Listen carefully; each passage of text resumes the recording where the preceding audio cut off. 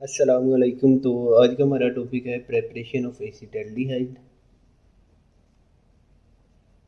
Preparation of acetaldehyde. अब acetaldehyde का formula होता है CH3 C double bond OH, इस तरह का फॉर्मूला। तो अगर हम दो कार्बन वाले अल्कोहल की ऑक्सीडेशन करवा दें तो हमारे पास जो प्रोडक्ट बनेगा वो एसिटाल्डिहाइड होगा। तो इस रिएक्शन में भी हम लोगों ने दो कार्बन वाला अल्कोहल लेना है, यानी कि एथानॉल लेना है। तो एथानॉल का फॉर्मूला है CH3CH2OH। इसकी हम लोगों ने करवानी है ऑक्सीडेशन। ऑक्सीडेशन करवाएंगे और यहाँ पर जो ऑक्सीडाइजिंग एजेंट हम लोगों ने यूज़ करना है वो होगा सोडियम डाइकार्बोनेट Na2Cr2O7। साथ में डाइल्यूट सल्फ्यूरिक एसिड भी यूज़ करना है H2SO4। दो कार्बन वाला अल्कोहल है तो हम लोगों ने प्रोडक्ट दो कार्बन वाला एल्डिहाइड बना देना है, यानी कि एसिटाल्डिहाइड। साथ में आप लोगों ने यहाँ पर इस तरह से ऑक्सीडेशन करवा रहे हैं तो आप लोगों ने इस तरह से ओ भी लिख देना है। साथ में हमारे पास जो बाई प्रोडक्ट बनता है वो बनता है वाटर। तो ये केमिकल रिएक्शन था। इस रिएक्शन की डायग्राम को अच्छे से समझें। सबसे पहले हम लोगों ने एक स्टैंड ले लेना है बड़ा सारा इस तरह का।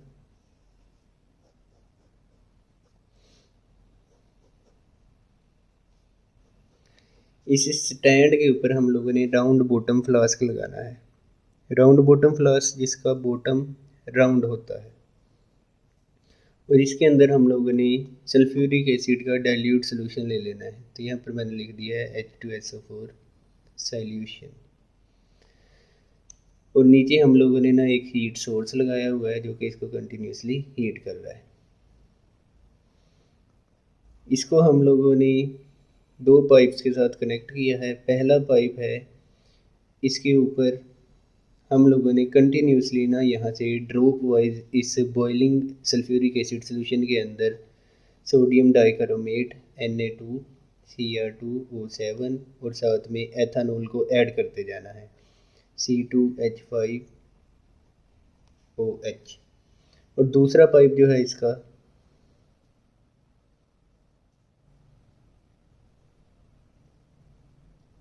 वो इस तरह से एक कंडेंसर के साथ कनेक्टेड होता है। तो यहाँ पर हम लोगों ने एक कंडेंसर बनाना है।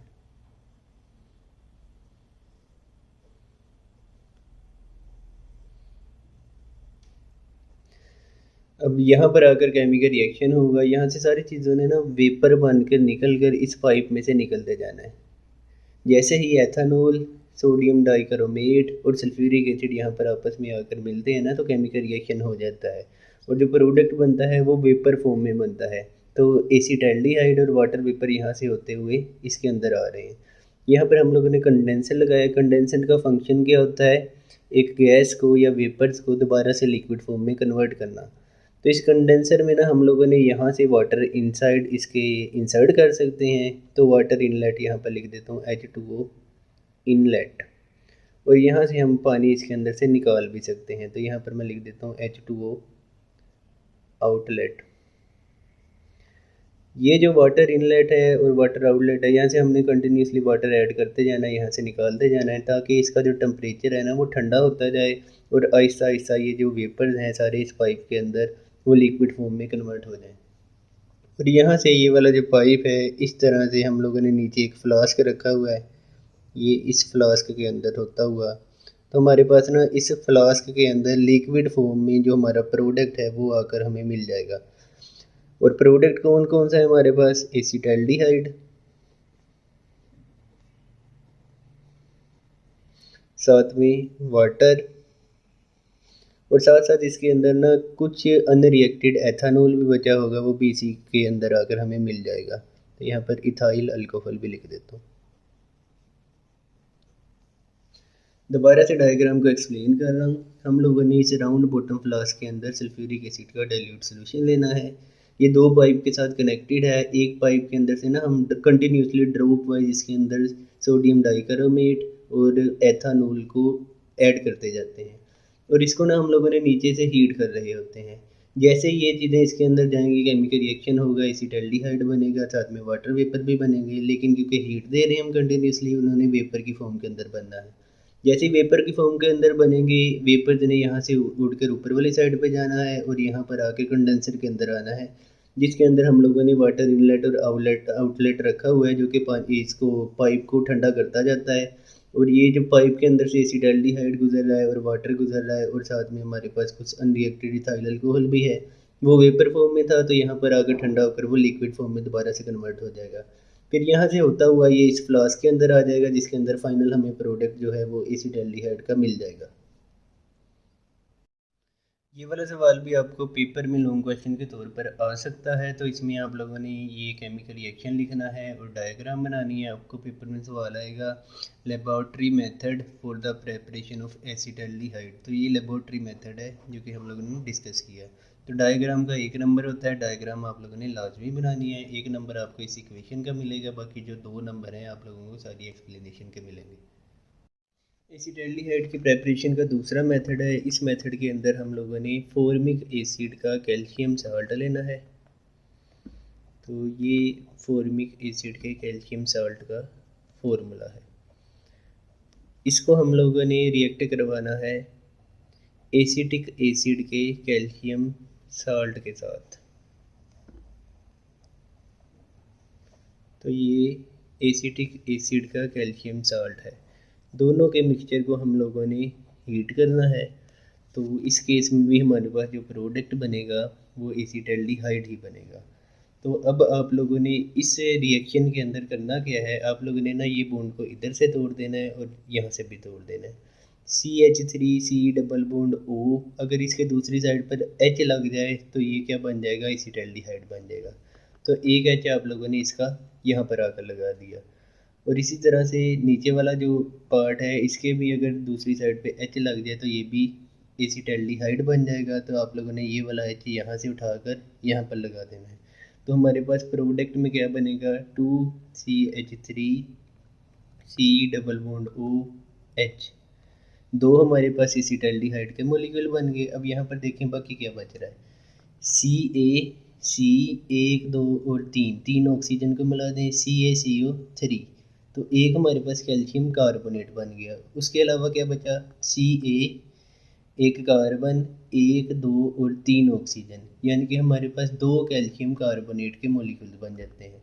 तो यहाँ पर हम लिखेंगे 2CaCO3। तो ये वाला भी मेथड है एसिटल्डिहाइड की प्रेपरेशन का।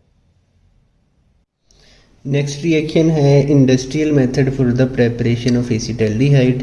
तो यहाँ पर इंडस्ट्रियल मेथड, तो इस रिएक्शन में हम लोगों ने इथाइलिन या इथीन के मॉलिक्यूल को लेना है और इसकी हम लोगों ने ऑक्सीडेशन ही करवानी है।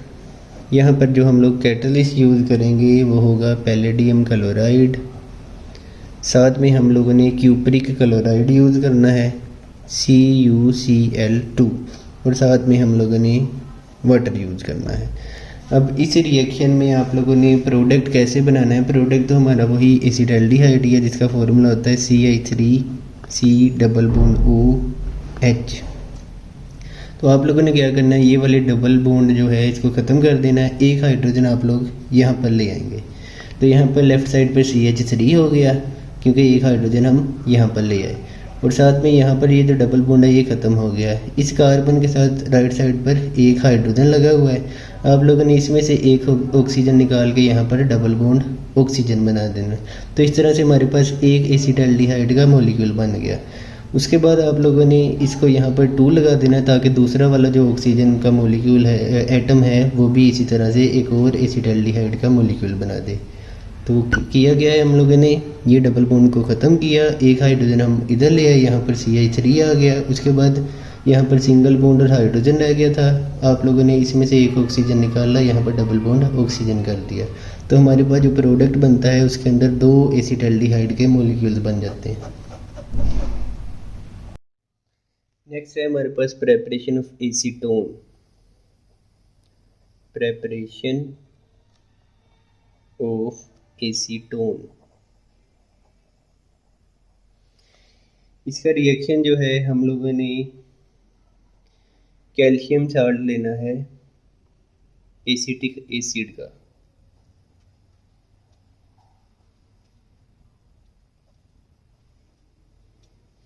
अब हम लोगों ने इसके अंदर से एसीटोन का मोलिक्यूल निकालना है, इसको हम लोग हीट करेंगे। तो एसीटोन का फॉर्मूला होता है CH3 C double bond O CH3। यानी कि आप लोगों ने इतना पार्ट अलहदा करके इतने पार्ट के साथ दूसरी साइड पर CH3 लगा लेना है।